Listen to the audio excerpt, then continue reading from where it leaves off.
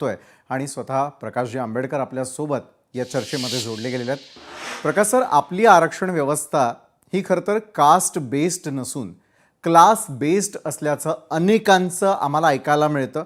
मात्र याच अनुषंगाने मग मराठा समाजाला आरक्षण देण्यासाठी क्लास बेस्ड आरक्षण व्यवस्था कोणती किंवा मग ती कशी निर्माण केली जाऊ शकते, जर निर्माण करता येणं शक्य असेल तर मला आपल्याकडून याचं सविस्तर उत्तर समजून घ्यायचं.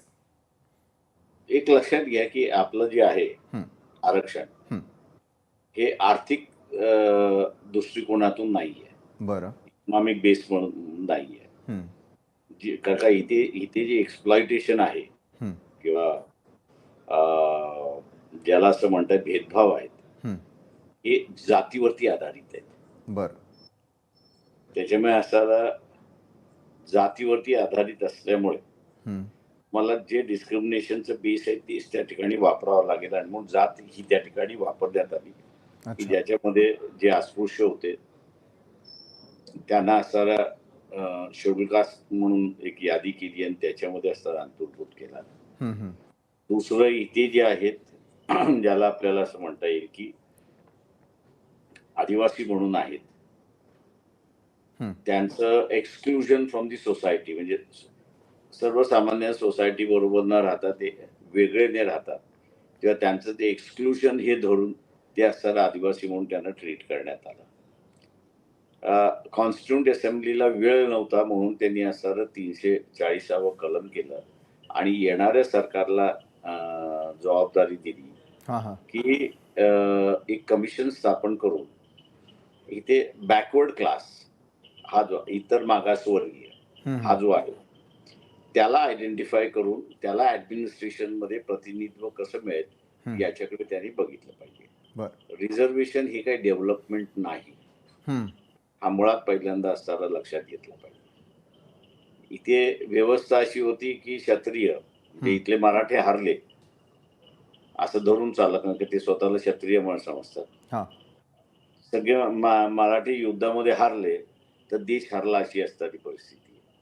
तिथे नुसतं मराठा गुलाम होत नव्हता, हं. तो उरलेले सगळे त्या ठिकाणी गुलाम होत होते. हं. त्याच्यामुळे असणारं एका जातीची व्यवस्था अशी जी राजेशाहीची व्यवस्था होती हां. ती लोकशाहीमध्ये येऊ नये हं. आणि म्हणून ज्यांना असणारं साधं चोपदार सुद्धा होता आलं नाही, हं.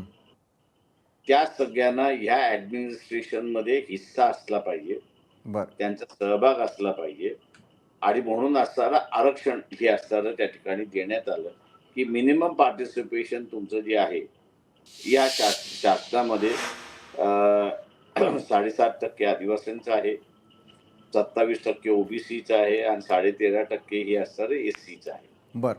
म्हणजे हे ऍडमिनिस्ट्रेशन मध्ये जो वाव तुम्हाला पूर्वी नव्हता, हं.